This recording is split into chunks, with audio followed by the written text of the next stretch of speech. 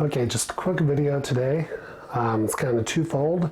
I want to test out my new microphone, see if that works better than just the audio that's on the camera, which I'm sure it is because the audio is kind of bad if you've watched my previous videos.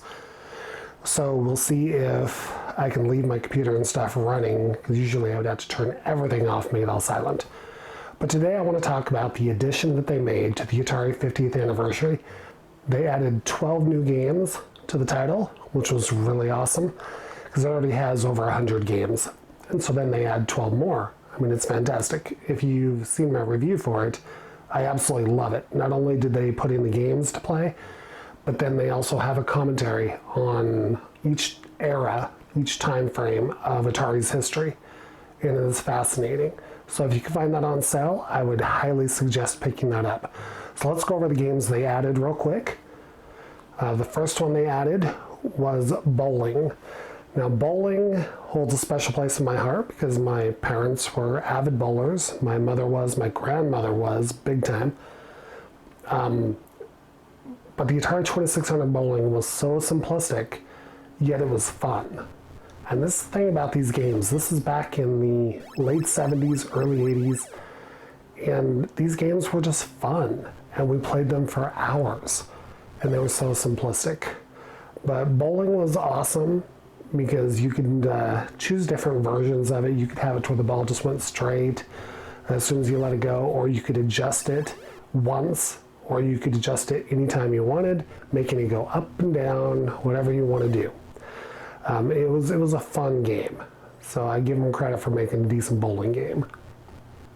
The next game was Circus Atari, and this was very Pong-like in the fact that you had a guy on a seesaw, and they would jump and knock the other guy up into the air. You try to get the balloons, and you use your paddle controller. You could rotate it and just keep them jumping up, getting all the balloons. That was the whole point of the game. If you missed the landing spot, you would smash into the ground and lose a life.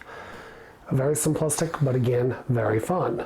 This next one, Double Dunk, was so... I had never played this until they released the additions to this. And it's bad. I mean, it's bad. The control is horrible. Everything about it is horrible. But I give them credit because when you watch the Atari history and understand what they went through in order to program for the system.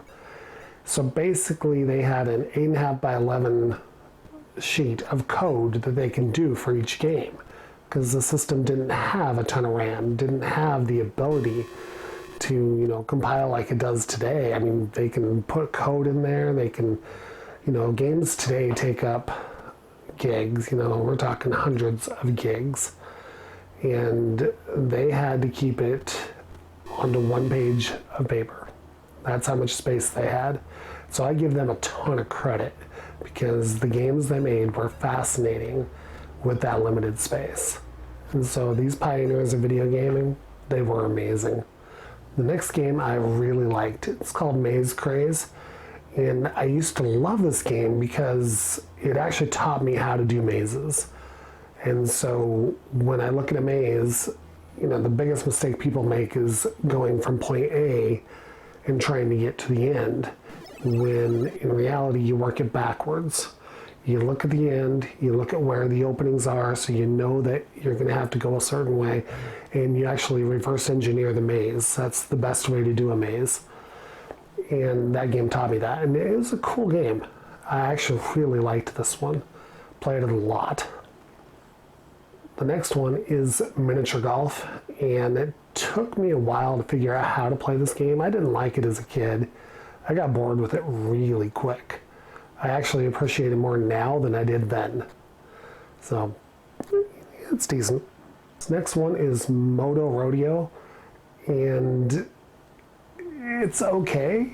I mean, I don't like it a ton, but it's great to have as an addition. Super Football.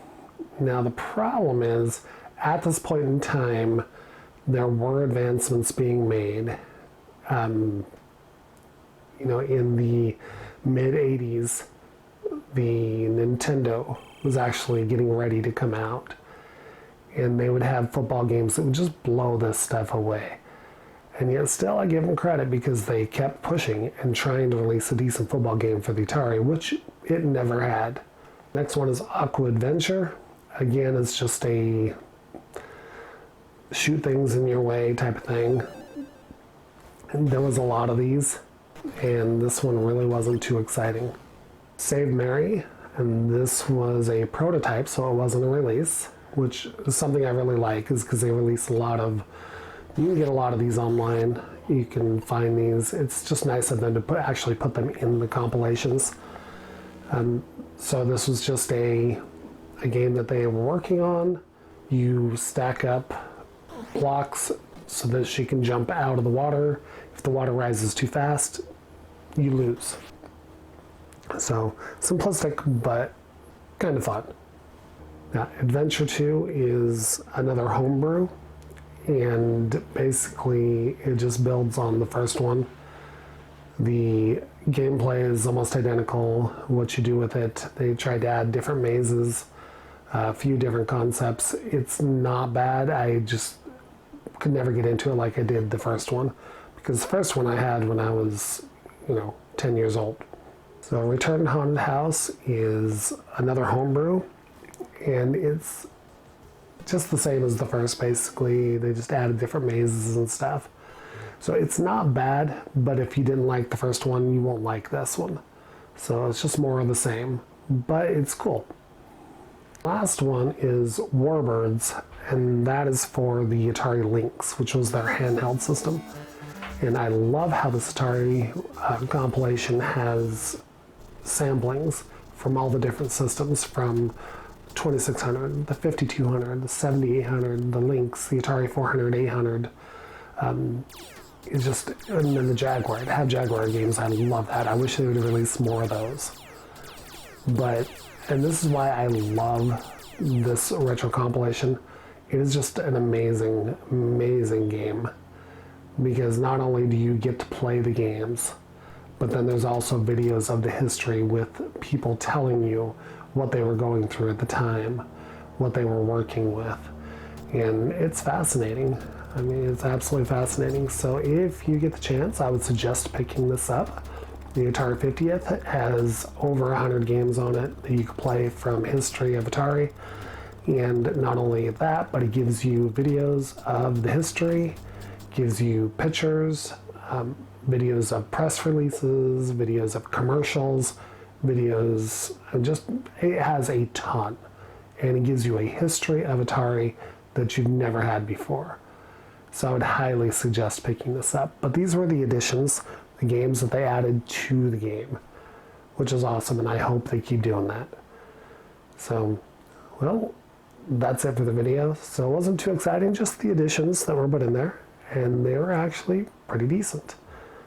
So maybe they'll add some more. We could hope. See ya.